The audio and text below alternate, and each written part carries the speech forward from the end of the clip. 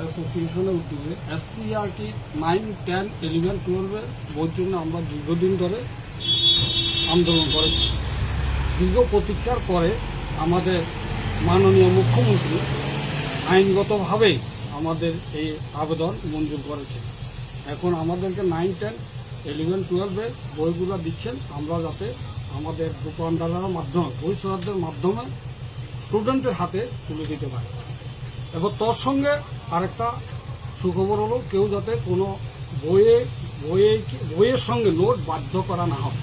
যদি কেউ কোনো দোকানদার বইয়ের সঙ্গে নোট বাধ্য করে, তাহলে ওই মহকুমারের সেক্রেটারি এবং প্রেসিডেন্ট ব্যবস্থা নেবে এবং সুষ্ঠুভাবে পরিচালনার জন্য আমাদের যাতে সবাই সহযোগিতা করে।